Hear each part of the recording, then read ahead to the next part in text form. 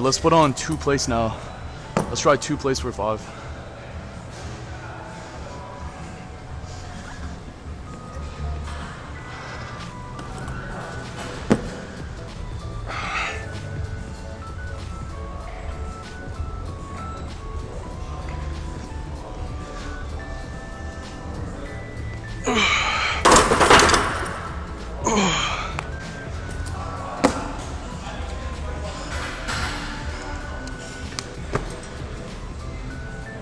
Is there a safety bar?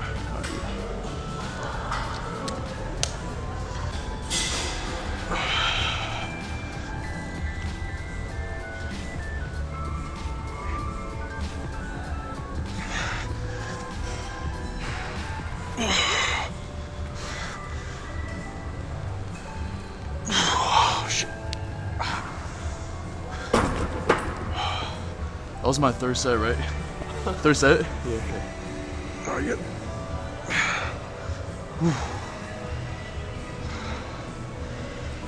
That was kind of heavy, not gonna lie.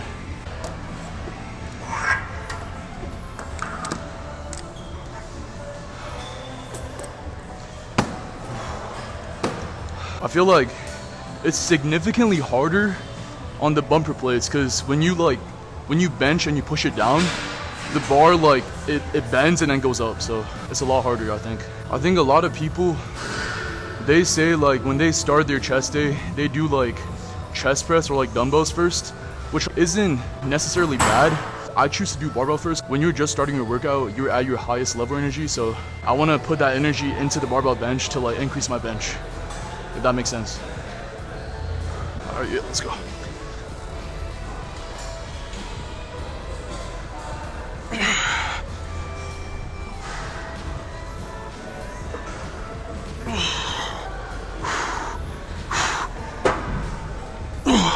Oh, fuck.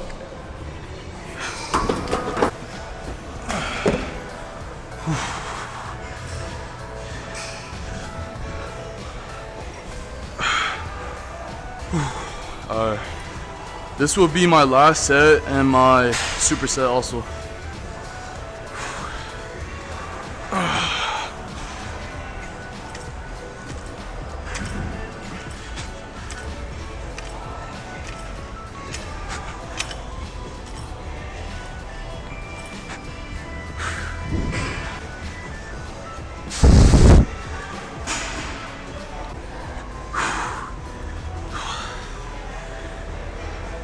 $60, $17, $18,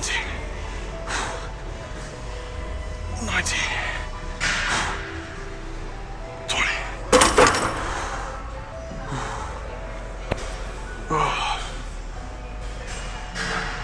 That was a good set. I'm done. Alright, so next up we got the incline dumbbell press. I like to do these as 5x5 also. I like to do maybe a little bit more than 5 reps. I would say around 7 to 8 reps for these, and then maybe 5 sets of 7 to 8. But if it's like heavier weight, I do 5x5, if that makes sense. Alright, so we're gonna start off with the heavy ones, with the 90s.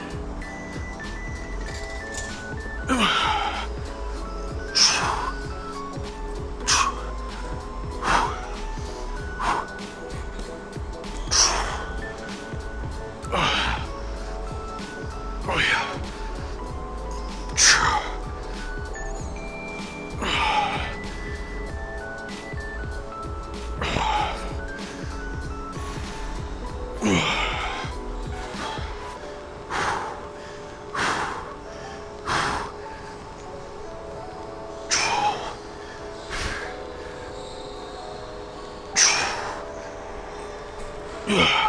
I think one of the best benefits of this exercise is that when you're doing the incline dumbbell, when you're going down and up, you're not only training your chest, it's also like your front delt. So you're activating both your, I would say, upper and mid chest, and also your front delt basically. So I would say it's kind of getting like a semi shoulder workout in.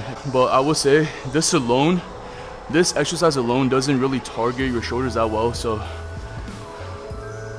You will also need like separate exercises for shoulders.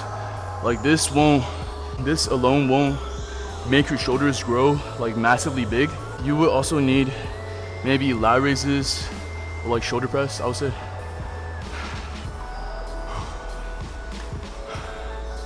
All right, let's go for the second set.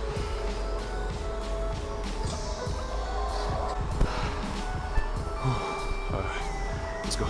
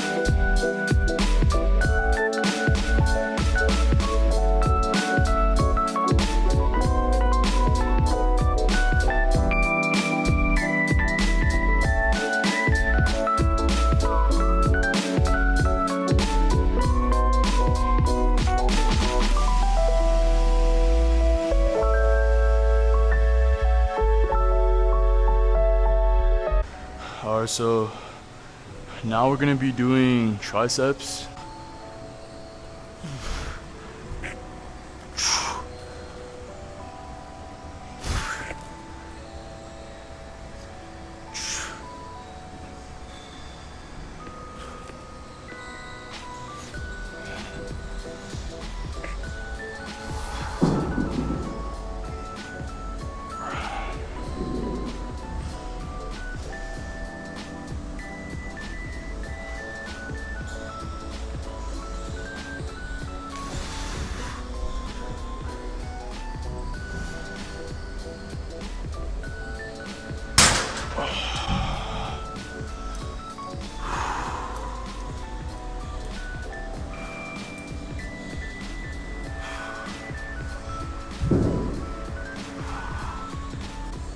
Honestly, I would say for triceps, it's not like there isn't like a set range that you can do that like specifically gains muscle for your arm. I think like everyone's like different. So for me, I like to do like 5 sets of 8 to 12 reps. I find that range to be like muscle growth wise the best. But if you're training for power, I think usually powerlifters do like maybe like 4 sets of 5 to 6 reps or 4 to 6 reps. That's like a smaller range. So you go heavier weight, less reps, and you gain power. You go lighter weight, more reps, more repetitions, you gain muscle hypertrophy.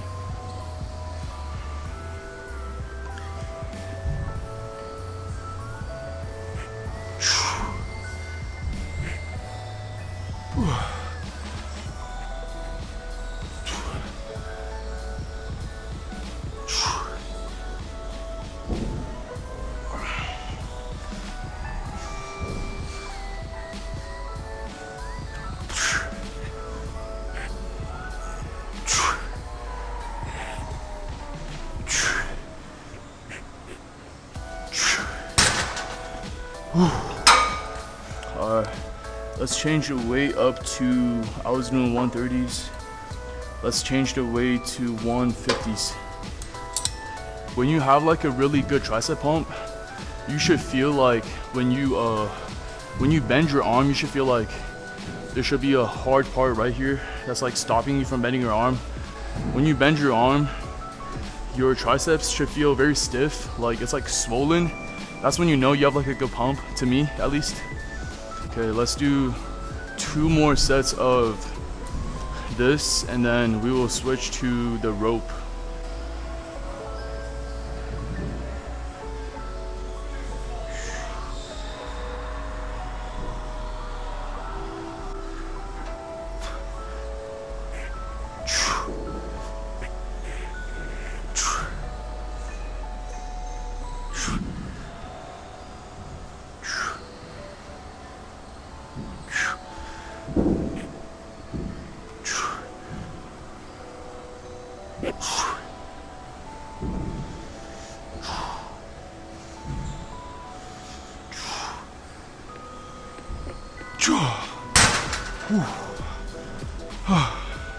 For the last set, I'm gonna try to do 160 pounds. Yeah, that'll be more challenging to me. So, let's do our last set.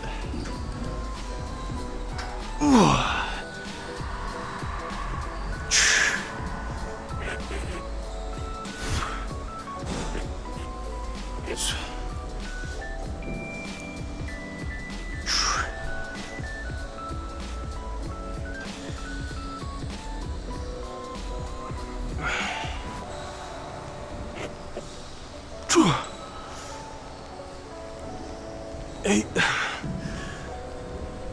9.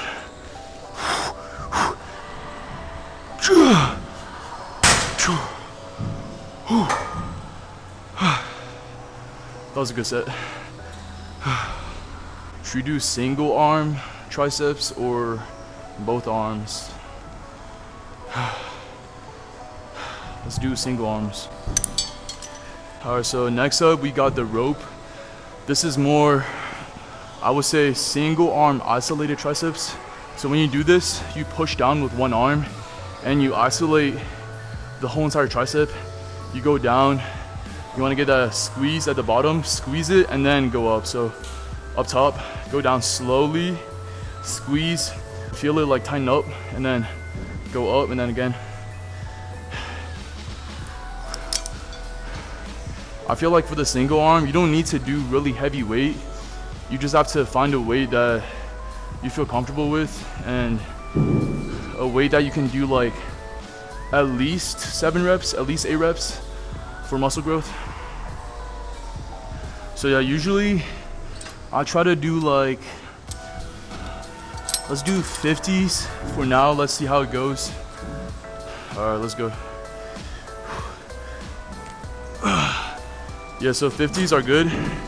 They're not too heavy, but they're also at a weight where it's challenging for me to push it down. And yeah. So let's go 1, 2, 3, 4, 5, 6, 7, 8, 9, 10. Yeah, so I just did 10 reps. Honestly, I feel like the single arm, it all depends. Like, choose the weight that you want to do, but just don't make it, I would say don't make it go over 10 reps. So it's not like everyone has to do like 8 reps, like specifically. Okay, so now the left arm, same thing. Let's go for 8 to 10 reps. My left is like way stronger than my right for some reason. Okay, so 2, 3, 4, 5, 6, 7, 8, 9, 10. Let's go for 12. 11, 12. Okay. Whew. I honestly feel like the rope is way better than the bar because it's just way more concentrated than the bar. So when you go down, like you can really feel your triceps. You also got to remember, getting a pump doesn't mean like you had a good workout. You have to basically just like do your rep range. Even if you don't get a pump, then you'll also grow muscle, because if you're only working out for like the pump, you're not really following like a lifting method. You have to work out even if the pump isn't present. I definitely hope, like let's say like today I get a pump, go home, everything feels good, but that's not gonna be like an everyday thing. You have to put into consideration that you're not gonna get like a pump every day. So even if you don't have a pump, I would still recommend keep following your workouts till it ends, and then you can leave. Okay, let's do our second set of single arm. 1, 2, 3, 4, 6, 7, 8, 9, 10.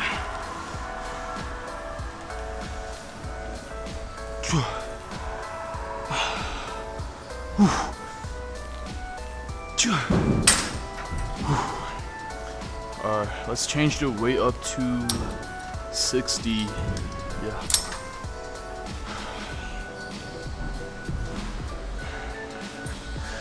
When you're doing the single arm, sometimes when you feel really good, you not only get like a pump in your triceps, your delts and your lats sort of get like a pump too. So after doing the single arm, I can feel my delts, and my upper lats kind of like swollen, like pumped up. That's not even like direct lat training or back training, it's just like activating your triceps.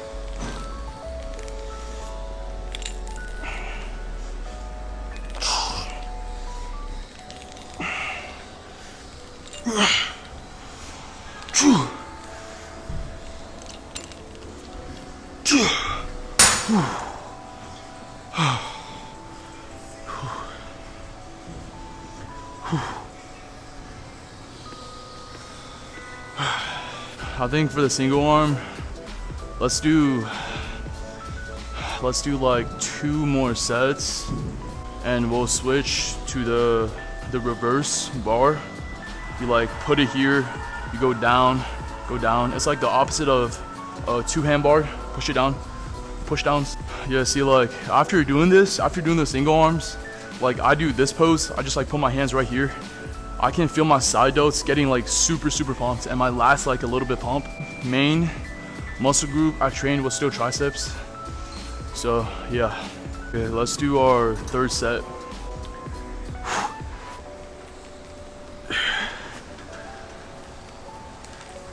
Two,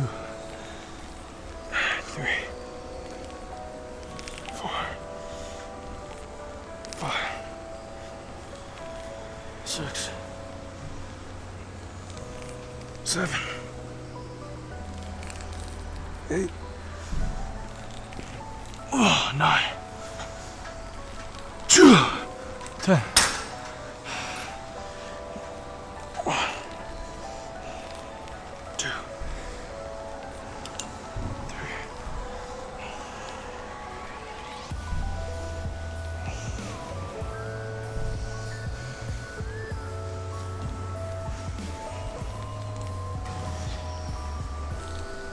8, 9.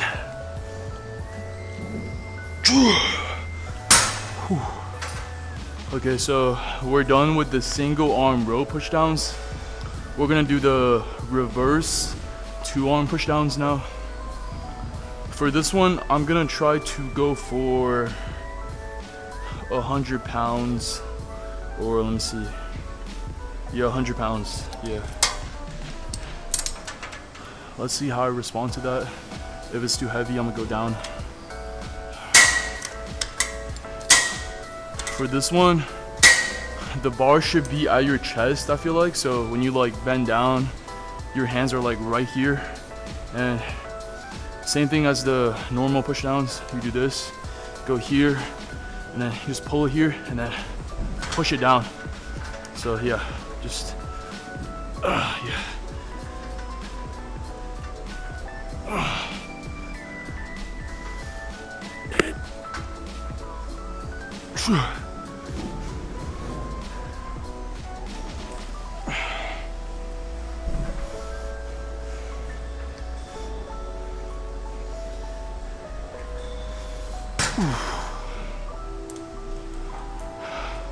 I definitely would say this exercise is the ultimate tricep pump exercise, because whenever I do this exercise, my triceps get like super pumped.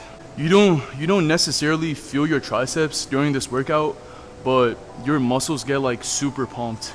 If you don't believe me, just like go try it. It's super good for a pump. Let's rest for a bit and then do our second set of triceps.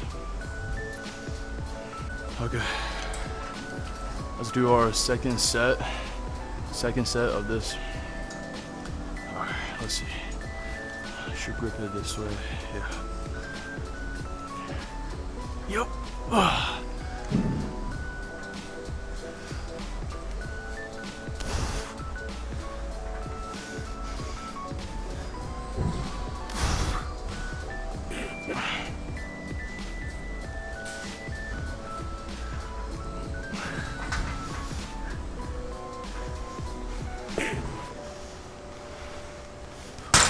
So, since it is chest day, I usually, at the end of my tricep workouts, I do like a good 30 push-ups just for like extra tricep work.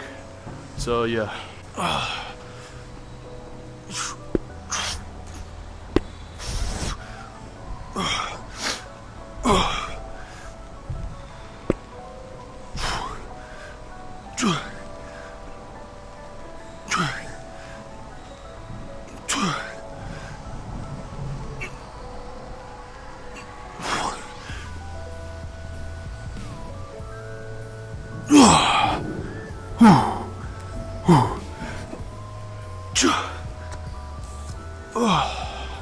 Okay, so now we're officially done with our chest workout.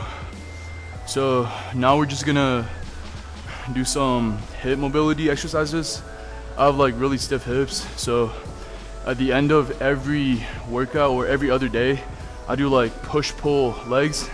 So on push days, like after my workout, I do hip exercises, hip mobility stuff, and then on the end of leg days, I also do them.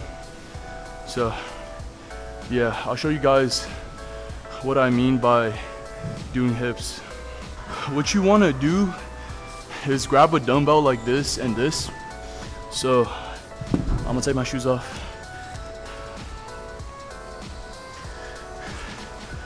So this is like really simple. If you want to strengthen your hips, all you have to do is do this. So put your feet in the little hole of the weight. So you go here, let me see. You go here and then you stand like vertically straight, and then you go up and then down. Have it like really controlled.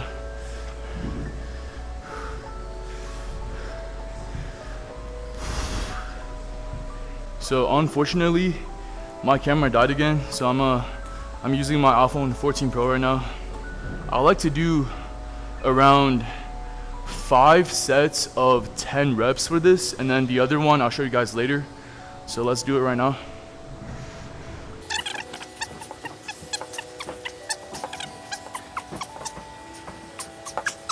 This exercise is specifically made to strengthen your hip flexors. So if you naturally have really weak hip flexors, or you've strained them in the past like a lot, like you've torn the muscle or you strained the muscle multiple times playing basketball, or yeah, I played basketball before, so that's why my hips are really bad right now. like the joint is bad and the muscle flexor is bad. So yeah, if you played baseball before, or like wrestling, football, they all use like hip mobility really a lot. So yeah, if you play those sports, I would recommend this exercise. It really helps you strengthen like the overall hip health, and it helps your running speed.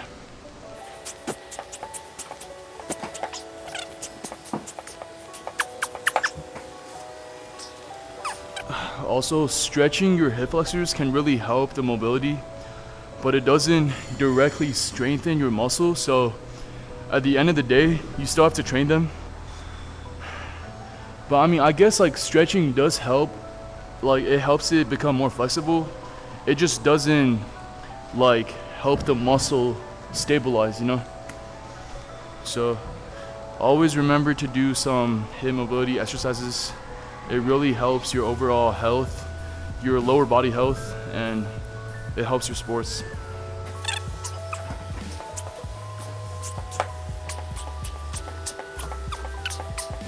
A way to tell if you have really tight hip flexors is that when you raise your leg up with a weight, you kind of feel like a cramp in your leg, like in the hips. You just like, example, like I do this, I go up, I feel like a really tight, semi-painful cramp here. That means you have like a lot of scar tissue there, so it means your hips are really tight, and stretching and strengthening them can help. If you can do this without really like feeling a cramp in your hips, then that means your hips are super healthy. But usually, I think for athletes, most athletes, when they do this, like they feel like a super tight, semi-painful cramp. It's not really like fully painful, it's just like semi-tight and painful. If you feel that, that would be your cue to start making your hips healthy again, I guess.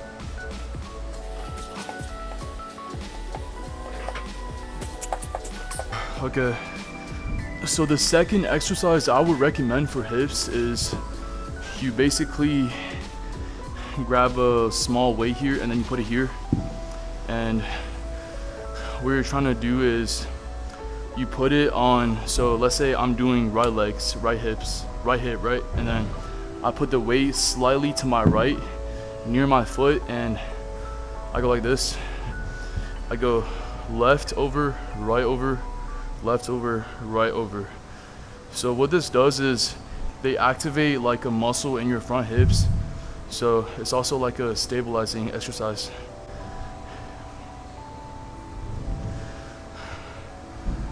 Usually I would do 10 to 15 reps, maybe like 5 sets or 4 sets. It depends. I think for this one, you can go like a little bit over 15 reps if you feel like you have strong hips. It's just all about how you feel. Like, let's say you just recovered from a hip injury and you can't do like 15 reps, then like lower it down to like 10 reps or 5 reps. Do a rep range that you feel like after that you feel works your hips the most. It doesn't mean like the more you do the better. It just means find an exercise that like you do it and after that you feel like you've given your best. So yeah, more isn't better. Yeah, like I said again, I don't rest that much between sets for hips, because since you already like use your hips to walk every day, your hips are already used to being stressed. So I don't rest that much in between sets. I think that's one of the reasons. I just feel like I don't need to rest that much. But if you do feel sore and you need to rest, it's better to take that rest time. All right, let's go, third set. Another thing is that when people squat, they complain about like their quad strength not being very good when they squat, so they have trouble coming up at the squat when they go down. So a lot of it comes down to, I would say, like hip strength. It's not just like about training your knees and your glutes, hamstrings, and your quads. A lot of it is like hips too. When you're squatting and you're going down, at the bottom range of motion, when you go up, like that's when like the hips come into play. You go down and then your hips give you that boost of power to go up. So yeah, hips are like super important.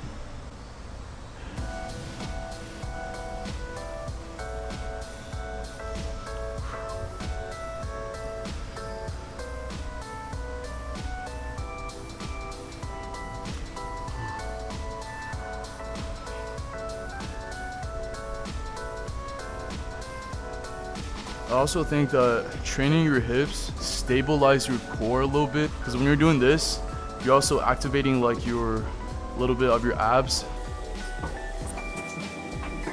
If you want this to be more challenging, I would recommend doing like, you go here and you lift your hips up, you go wider, so you go like a big rainbow circle. So you go here and then like that's the normal one, so that's what I did. So if you want it to be more challenging, you do like, you go here and then all the way out and then all the way back. Try not to like lean your body in the opposite direction when you do that. If you try it, it's gonna be really, really hard for most people, I would say. In this specific exercise, your hips shouldn't cramp, but if your hips do cramp, that means you have like really super bad mobility. Usually it shouldn't cramp. Mostly when you experience cramps in hips, it's with the dumbbell when you like lift it up, not with this. Let's do our left leg now.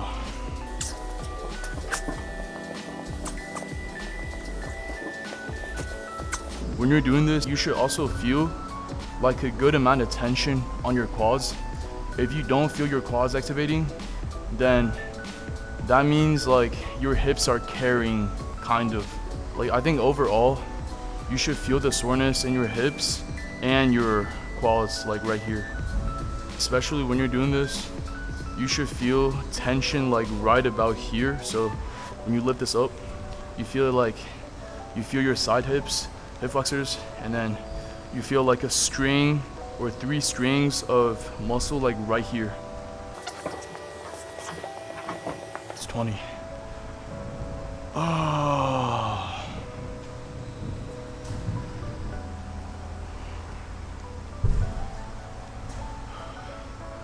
I think if you have really weak quads, your legs, when you squat, it'll feel the same as having weak hips, because vice versa, like without good hips, you can't squat with good quads. Without good quads, you can't squat with good hips. So you sort of need both, but mainly I would say quads play the most role in squatting. I think another way to strengthen hips is by doing planks. It helps your entire core and your hips just in general, like the whole entire body, your shoulders, your back, your quads, like your triceps a little bit, and yeah, your quads, your hips, your abs, your obliques, pretty much.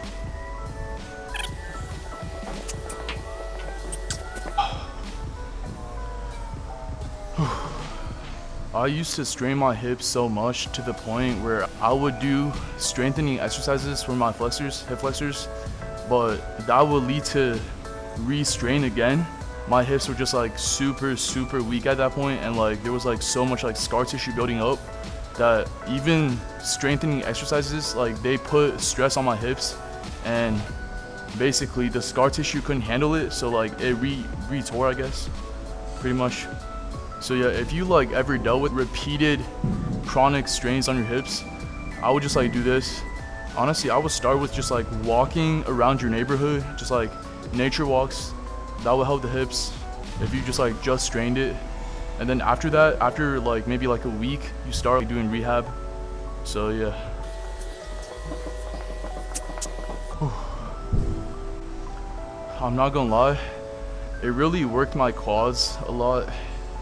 It's not really like squatting, but I can feel a good amount of tension in my quads. So let's go, last set of hips. I think training your glutes also help your hips a lot, because when you walk, it's like your calves, your hamstrings, your quads, and your glutes. So for glutes, I would recommend doing RDLs or leg press, RDLs. Let's see. Yeah, leg press, RDLs, and when you put your legs like this and then like the machine and then you go out, that also helps. And yeah, I think doing hips alone, they do activate some of the glutes, but it's not like mainly training your glutes, you know? It's just like part of it. It's still mainly for your hips, so if that makes sense. Okay, let's do our last set of hips and we'll be done.